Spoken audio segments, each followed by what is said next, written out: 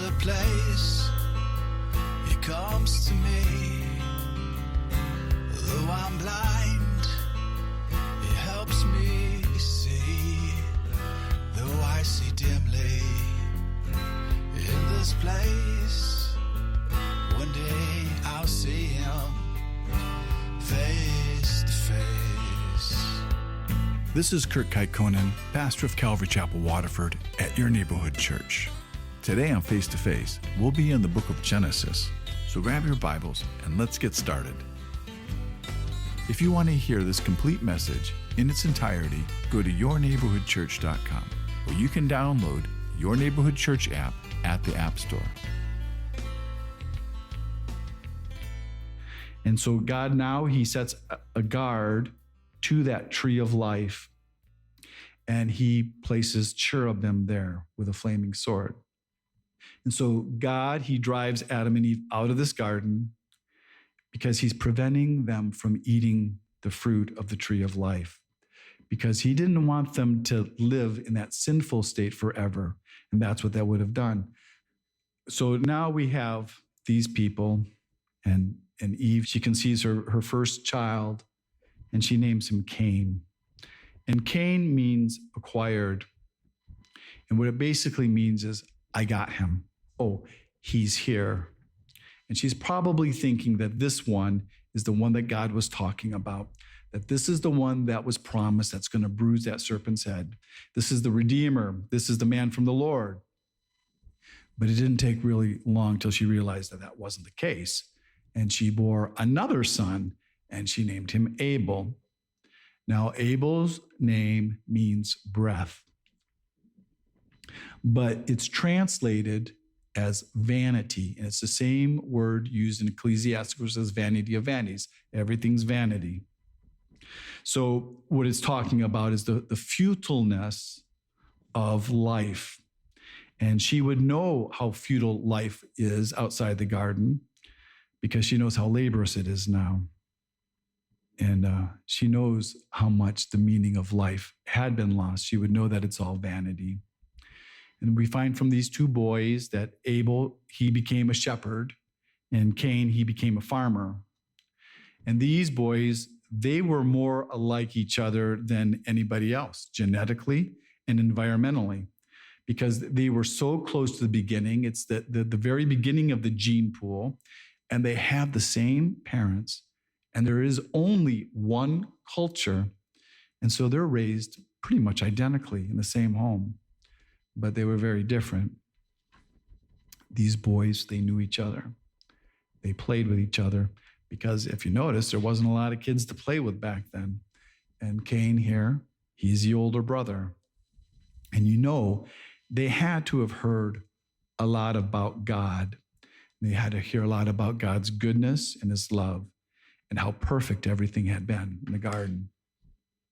And in my mind, even after the fall, that it still probably would have seemed like it should have been pretty good. It should have been more like Ozzie and Harriet and their two boys, you know. It was a little bit, it wasn't Pleasantville anymore, but it was a little bit like Pleasantville. And these brothers, they both bring their offerings to God. And you can tell that God must have prescribed some rules or some way of what kind of offering He wanted.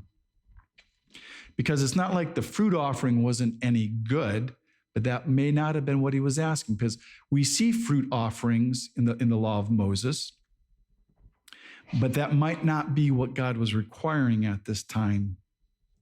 Because we can see that Abel, he's bringing the fat, which means Abel's offering was an animal sacrifice.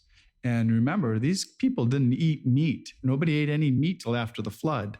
So this offering was purely a sacrificial offering. And in some way, the Lord made it known that Abel's offering was accepted and Cain's was rejected. Because Abel must have received some type of blessing. I don't know, maybe the fire came out and consumed it itself. It doesn't say. But it does say that that God did not respect Cain's. He did not respect Cain or his offering. And what that means is that God didn't even look at it. And we have a little insight to this offering from Hebrews 11:4. And it says, by faith, Abel offered up a more excellent sacrifice than Cain. And so this leads us still to believe that there must have been some type of instruction of how to sacrifice, and that Abel had actually obeyed that instruction in faith. And so what it also looks like is that it looks like Cain made up his own type of worship, that he was making his own terms of how he would approach God. He gave God what was acceptable to Cain, what was in his own mind. So basically, he made up his own religion, and it was based on his own works, because he thought that this was his best. And that's like how most of the world worships today. They make up their own rules and their own worship, and they bring what they want. But these rules, it's the same for us as it was for them, that there's only one way to approach God. For us, it's through Jesus Christ, and it's only his shed blood on the cross. Any other sacrifice we make is unacceptable. It's idolatry. And we can never substitute any of our good works in the place of his son's work of redemption on that cross. And so Cain's offering, it wasn't accepted. And it said he was very angry, and his countenance fell because his pride was hurt. And now he has envy. And he has this jealousy, and this jealousy is against his younger brother. And you can imagine he thinks, well, I'm the firstborn. I'm supposed to be the leader. He was the parents' hope of a redeemer, you can tell from his name. And the Lord, he saw how angry Cain was. And so the Lord, he came to Cain and he spoke to him. And what he did is he asked him a question. And his question was, why are you angry? Why has your attitude changed? If you do well, you'll be accepted. And then he warns him and he says, but if you don't do well, sin lies at the door. And we see here, God comes and he asks Cain a question, and it's not because he doesn't know the answer. He's asking that question for Cain's sake. Because God knows where this rage and this anger and this hatred, he knows exactly where it's going to take him. And he tells him, you must rule over it. You must master this. And many of us, we know that type of anger, that kind that leads you to do things or to say things you would never in your right mind ever say or do. And it leads you. And God warns us. And when God does warn us like this, like he warned Cain, he doesn't do it for no reason. He knows where we're going. He knows where we will go if we won't turn.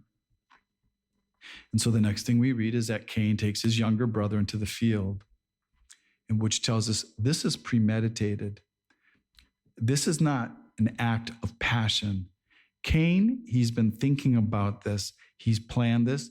He's already committed this murder in his mind over and over. And so now he's taking his brother, his younger brother, and they're walking in a field. And Cain's deceiving him, and he brings Abel out under false pretenses.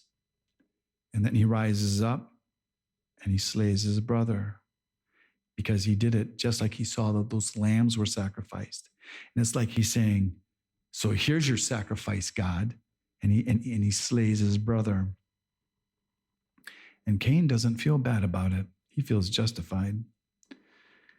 And what's amazing is that God comes to Cain again. And again, God, he's not yelling. And he just asks Cain a question. And it's another question that God knows the answer to.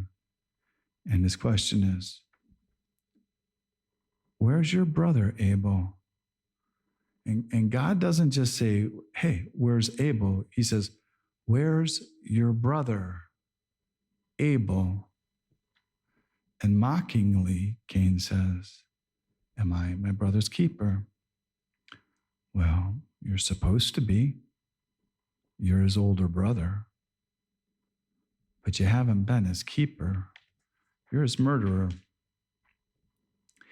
And Cain's response shows how much of a cold-blooded murderer he was.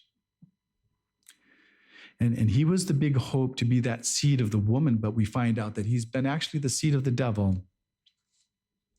And God is still willing to give Cain room to repent. And so God asks him another question. He says, "What have you done?" And that's the same question that God asked Cain's mother, Eve, in the garden. And she confessed when she was asked. But Cain, he doesn't confess. So God tells Cain that he can hear Abel's voice, that he hears the voice of his blood, because Abel, he's still alive. His spirit's alive. It's only his body that's dead. Because if you remember, his sacrifice was accepted. His sins were forgiven. And now because Cain spilt his brother's blood on the ground and the ground opened up to receive it, Cain is cursed from the ground. He can no longer be a farmer. Now he's going to be a vagabond. He's going to be a wanderer. He's going to have to scrape his living wherever he can get it to get some food. And now he's banished from society. He's a fugitive. But Cain, he didn't ever feel any remorse, not for his brother. He only felt remorse for his punishment, not for his sin. But you have to see that God still loves this man, and he puts a mark on him, not to label him. He puts a mark on him to protect him, because Cain is afraid. Cain knows he should be killed, but God protects him. And he makes a decree, and he says, if anyone kills Cain, that vengeance will be measured out 7 times greater. And you can see how much God still loves Cain, because he gives him a wife. Cain gets married, because it's still not good for man to be alone. And we can see Cain, he has children, and he actually ends up building a city called Nod. And Nod means wandering, because that's what he did. He wandered. And so here we have in the book of Genesis, in the book of beginnings, not such a good start for man. You got the first family. You have this first son, and he's the first murderer. You have this first man-made religion. You also have the first martyr. But you still can see through all this that God still loves us, and what he's willing to allow just for some people to come. And if God is willing to receive Cain and to forgive him, he's willing to forgive anyone. And he can restore anybody's life, no matter what anybody's done. Because the one thing you get from all of this, and what you get from the whole Bible, is that he really, really loves us. You've been listening to Face to Face. Face to Face on this radio station has been provided by Your Neighborhood Church. If you want to help support Face to Face and put this program on other stations just like yours, you can contact us at yourneighborhoodchurch.com or write Your Neighborhood Church, P.O. Box 500, Romeo, Michigan 48065. There's a place he comes to me. Though I'm blind, he helps me see. Though I see dimly in this place, one day I'll see him face to face. Tune in again tomorrow at this same time as we continue to go through the Bible.